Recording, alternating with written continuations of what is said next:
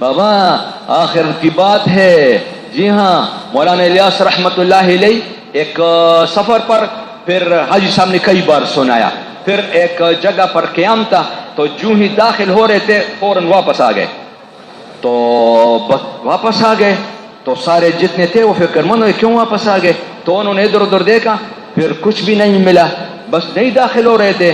پھر دیکھا، پھر کسی نے جو ہے نا وہ دری وغیرہ جو تھی چٹائی وغیرہ اٹھائی تو اس کے نیچے اخبار کا ایک ٹکڑا، اس پر تصویر، تو اس کو جلدی سے اٹھایا اور باہر کر دیا. اس کے بعد مولانا نے فرمایا اچھا ہاں ابھی، اور پھر داخل ہو گئے.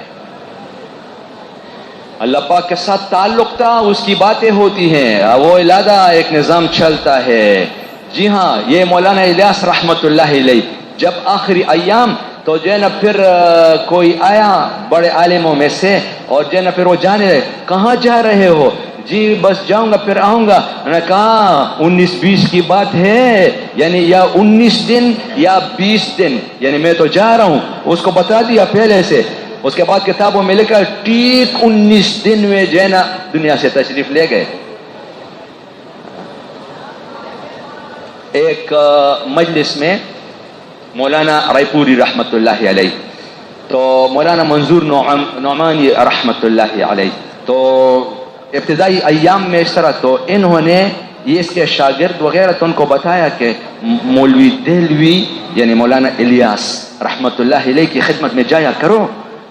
تو انہوں نے آگے سے جواب میں جی جاتا ہوں لیکن میں ان سے زیادہ متاثر نہیں ہوا. اس پر مولانا نے فرمایا کہ سنیے، ایک ہے تعلق، ایک ہے خاص تعلق، اور ایک ہے خاص الخاص تعلق.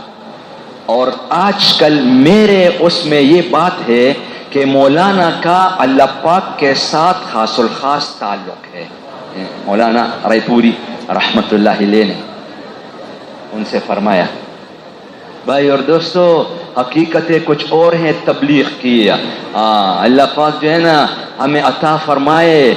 مولانا الیاس رحمت اللہ علیہ حج کے سفر پر، شاید یہ مولانا احمد لاٹ صاحب نے سنایا پچھلے سال مقیمین کی مجلس میں جب اجتماع یا جوڑ یہ جو ابھی ہوا ہے، یہ جوڑ ہوا تھا ہاں مارچ میں. تو ایک جب دعا ہو جاتی ہے دونوں اجتماع کے تو اس کے بعد جو ہے نا مرکز میں آتے ہیں حضرات، تو وہاں پر ایک مجلس وہاں پہ مقیمین میں بھی بیان وغیرہ، تو اس میں جو ہے نا سنایا کہ جو ہے نا مولانا روانہ ہوئے، شاید حج کے سفر پر تھے، تو یہاں سے جب گزرے کراچی جا رہے تھے تو رائے کے قریب جب پہنچے تو جو ہے نا اس طرح سونگا اور فرمایا کتنی خوشبو، بس اتنی بات انہوں نے بس فرمائی. اس کے بعد پھر دوسری بات شروع کی. تو اللہ پاک کے علم میں ہے کہ کیا جو ہے نا شکر ادا کرنا چاہیے. تبلیغ پر کیا ملے گا، صحابہ کو کیا ملا، بس اسی پر بات. ابھی وقت اس طرح مولانا الیاس رحمت اللہ علیہ فرمایا کرتے تھے تبلیغ، اس پر سب سے پہلا اجر اور سب سے پہلا وعدہ اللہ پاک کی طرف سے جو ہے نا، اور پہلا بدلہ مغفرت، یعنی تمام گناہ معاف، اور اس کے بعد درجات کی باتیں ہیں.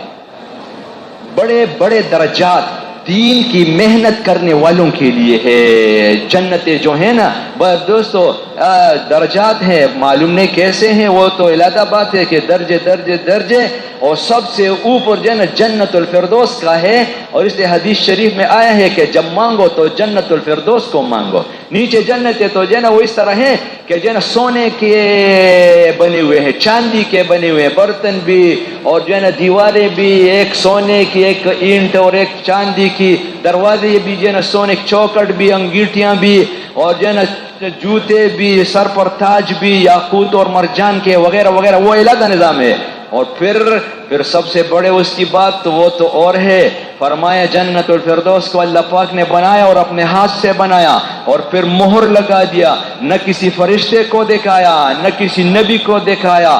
اور روزانہ وہ معلوم نہیں کتنا خوبصورت، جب جنت فردوس اس کے محلات یاقوت، مرجان، موتی وغیرہ وغیرہ، سونے کی اور اس کی باتیں نہیں ہے. یہ یاقوت اور مرجان یہ سونے سے زیادہ قیمتی ہے. اچھا سونا کم قیمتی ہے، اس لیے وہاں اور نظام ہے.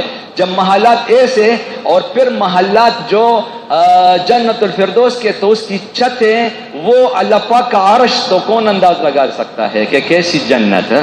اور پھر بھی روزانہ اللہ پاک 5 بار فرماتے ہیں میرے ولیوں کے لیے خوبصورت ہو جا، میرے ولیوں کے لیے پاکیزہ ہو جا، اور میرے ولیوں کے لیے خوشبودار ہو جا. جب اللہ پاک یہ فرماتے ہیں تو اس جنت کا کیا نظام اور کیا.